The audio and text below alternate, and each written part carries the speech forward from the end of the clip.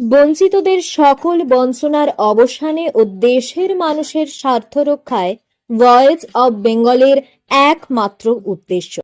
সকলকে সংগ্রামী অভিনন্দন জানিয়ে আজকের প্রতিবেদন উপস্থাপন করছি আমি শামীম আক্তার। দেশে এক বড় অংশের মানুষের হাতে কাজ ও অর্থ নেই, তাহলে এত উন্নয়ন উন্নয়ন চিৎকার দেশ জুড়ে চলছে, সে কার উন্নয়ন, কিসের উন্নয়ন?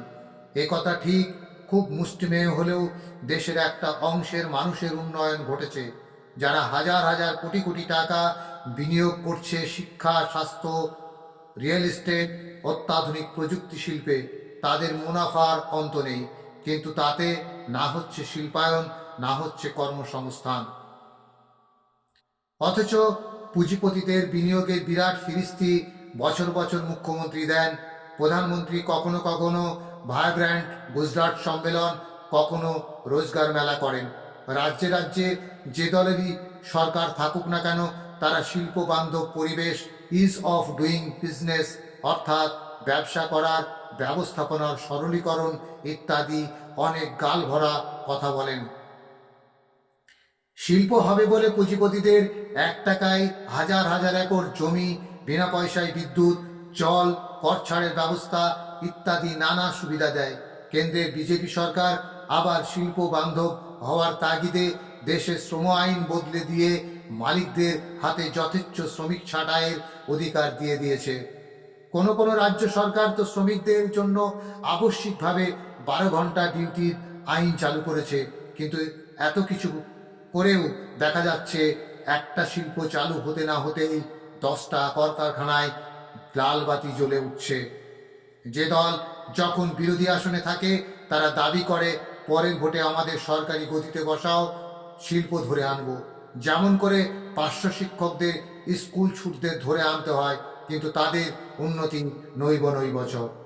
এমনকি নানা সময় সরকার চালানো বামপন্থী বলে পরিচিত দলগুলোও দাবি করে চাষিকে উচ্ছেদ করে টাটাদের মতো শিল্পপতিদের হাতে বিনা পয়সায় হাজার হাজার একর জমি, বিনা পয়সায় বিদ্যুৎ, জল ইত্যাদি তুলে দিলেই শিল্পায়নের জোয়ার আসবে।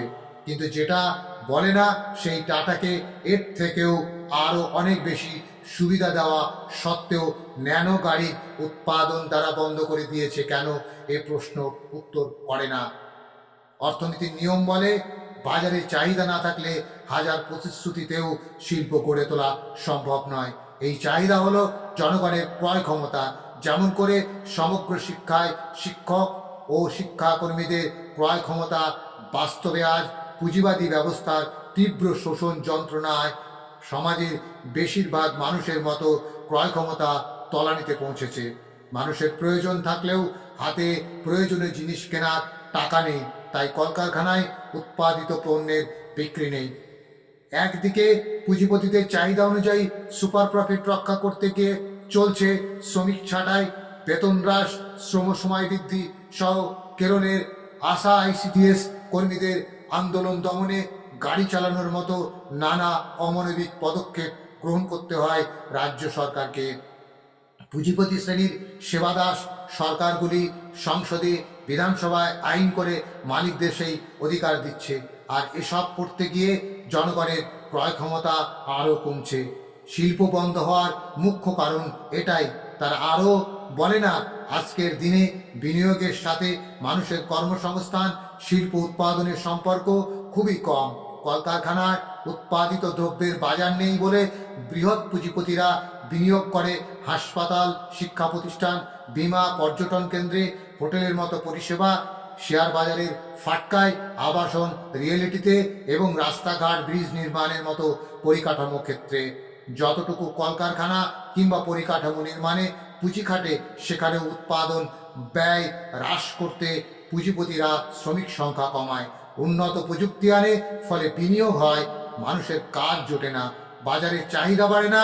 এই পরিস্থিতিতে শিল্প কলকারখানা করতে গেলে দরকার সমাজের অধিকাংশ মানুষের ক্রয় ক্ষমতা বাড়ানোর মতো পদক্ষেপ। তার জন্য বাড়াতে হয় শ্রমনিবিড় শিল্প, বাড়াতে হয় শ্রমিকদের প্রকৃত মজুরি। এতে পুঁজিপতিদের লাভের অংশ সামান্য টান পড়লেও শ্রমজীবী মানুষের কেনার ক্ষমতা বাড়বে। এর সাথে দরকার সাধারণ মানুষের জন্য বিনামূল্যে উন্নত মানের স্বাস্থ্য, শিক্ষা, সস্তায় পরিবহন ও আবাসন, বিদ্যুতের দাম কমানো, নিত্য প্রয়োজনীয় জিনিসের মূল্যবৃদ্ধি রোধ করা। কিন্তু শিল্পদ্রব্যের চাহিদা বাড়ানোর জন্য সাধারণ মানুষের এই সুবিধার ব্যবস্থা করতে গেলে পুঁজিপতিদের সর্বোচ্চ মুনাফা চেষ্টায় বাধা পড়ে। পুঁজিপতি শ্রেণীর সর্বোচ্চ মুনাফার জন্য একমাত্র রাস্তা হলো শ্রমিকদের মজুরি চুরি করা। যেমনভাবে দীর্ঘদিন ধরে সমগ্র শিক্ষায় নজিরবিহীন শোষণ চলছে, এই সত্যটা আড়াল করেই শাসক দলগুলো শিল্প সম্মেলন, গাল ভরা প্রতিশ্রুতি, চমক দিয়ে মানুষকে ধোঁকা দিতে চায়।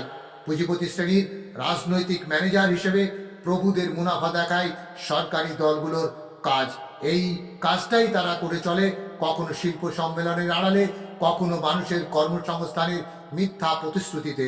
ঠিক যেমন করে মমতা বন্দ্যোপাধ্যায় ক্ষমতায় আসার আগে বেতন বৈষম্য দূর করতে প্রতিশ্রুতিবদ্ধ হয়েছিলেন বাংলার পার্শ্ব শিক্ষক সমাজের কাছে।